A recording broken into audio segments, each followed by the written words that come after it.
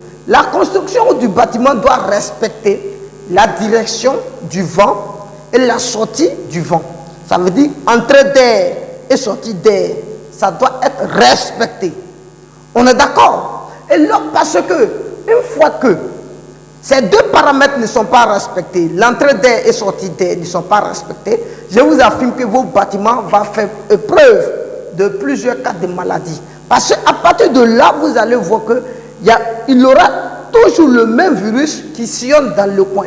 Donc, vous allez soigner à maintes reprises vos sujets, mais peut-être d'autres vont se retrouver, mais d'autres par contre ne vont pas se retrouver. À chaque fois, il y aura des mortalités. Je vous affirme qu'il y a certaines personnes qui arrivent à faire l'élevage concrètement et qui s'en sortent avec seulement que 1% de mortalité. Je le répète, certaines personnes s'en sortent avec 1% de mortalité parce qu'ils ont compris la théorie de la construction d'un bâtiment d'élevage.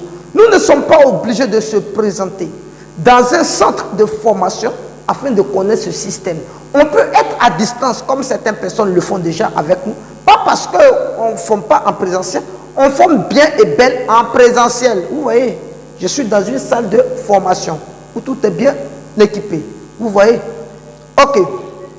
Donc en présentiel aussi, voire virtuel.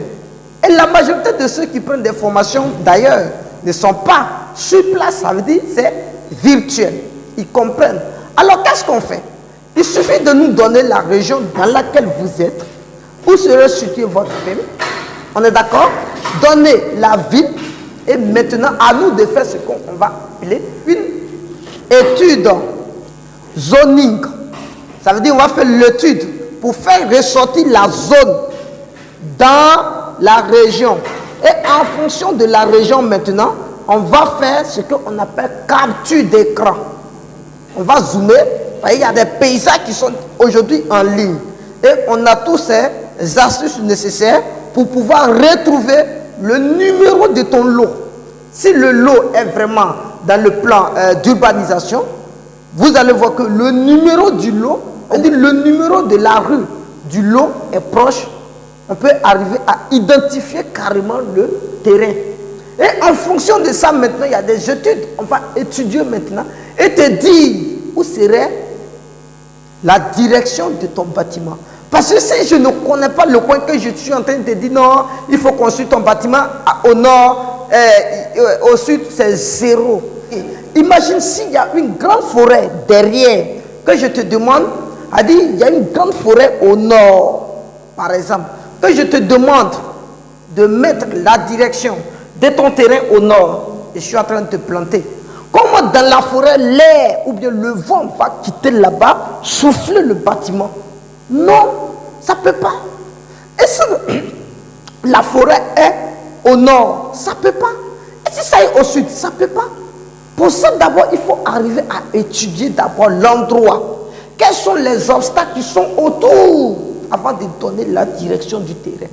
Et ceux qui arrivent à maintenir cette position, qui ne trempent pas pour construire les bâtiments, qui ne trempent pas pour prendre des formations, ils savent de quoi je parle. Ils savent de quoi je parle. Donc il faut le noter. C'est très très nécessaire. C'est pourquoi je ne veux pas que vous vous trompiez en prenant des dimensions bizarres. Ils vont dire non, 4 mètres. Non. Il y a des choses qu'il faut comprendre encore. Au niveau de la dimension, je dis la hauteur du bâtiment, tout va dépendre de l'endroit. Si c'est un endroit où il fait chaud, il faut le savoir. Est-ce que dans l'endroit il fait chaud? Oui ou non? Est-ce qu'il y a ce qu'on appelle un vent dominant dans le village ou bien dans la ville où tu serais ou dans la région où ta femme serait? Parce qu'il y a des endroits où il y a du vent, mais on ne peut pas dire qu'il y a du vent dans un coin et puis tu vas aller construire un bâtiment dont la hauteur fait plus de 8 mètres ou bien plus de 4 mètres. Désolé, le vent va arracher ça. Donc il faut tenir compte de ce paramètre. Il faut étudier le climat pour comprendre. On est d'accord? Mais en fonction, il y a un encore. Tu ne peux pas être dans une zone, c'est-à-dire où l'eau sort en bas, c'est-à-dire bas-fond, humide, et puis tu vas aller prendre des planches, 6, 4, pour faire les supports. Désolé. Mais vous appelez vous voulez, non, on utilise quelle planche pour faire le support? C'est désolé, il y a d'autres qui utilisent 8-11. Mais, attends, un endroit aussi où il y a du gravier, où il y a les cailloux, tu t'en prends aussi des poids 8-11. Mais moi, je ne comprends pas. C'est la zone qui détermine ce que tu dois utiliser. Si la zone est bien humide, ça veut dire que tes supports doivent être solides. Si la zone est chaude, tu peux utiliser n'importe quel type de support. Il n'y a pas de problème. Mais si tu utilises des supports que le poids qui est en haut est trop, ça ne va pas durer. Donc tenez compte de ces paramètres. On est d'accord? Pour ceux qui veulent faire quelque chose de simple. Voilà, j'ai vu d'autres personnes, ils veulent construire d'abord, monter avec les briques. Voilà. Bref aussi, parce que eux, ils font ce qu'on appelle, d'autres je vois, ils font des bâtiments et ils font clôture. C'est bien, mais ne faites pas une clôture qui dépasse la taille du bâtiment. Ça veut dire une clôture qui dépasse la taille du bâtiment. Désolé. Vous êtes en train de mettre, vous êtes en train de maintenir les sujets dans un endroit invariable. Ça veut dire l'air ne peut jamais changer. Il ne peut jamais faire froid ou chaud.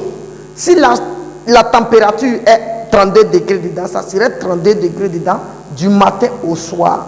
Parce que rien ne peut changer l'atmosphère. Ça c'est normal. Ça c'est normal.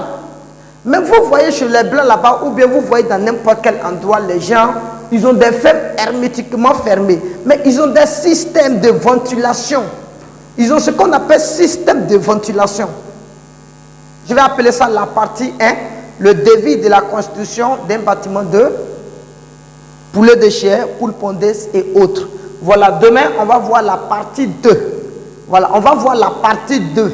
Donc, frappez, devis d'un bâtiment de poulet de chair et de poulet de chair et de pondeuse.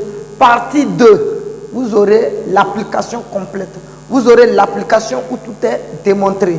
Dans cette vidéo, ici, le temps ne nous permet pas de démontrer. Vous voyez comment je parle, je suis fatigué. Regardez. Je suis fatigué. Regardez. Les gens viennent de partir, hein, vous voyez. On vient d'étudier. Regardez, je suis fatigué. Voilà. Je viens d'enseigner. Donc voilà. Il est même... vous voyez. Je sais qu'il est quelle heure déjà même.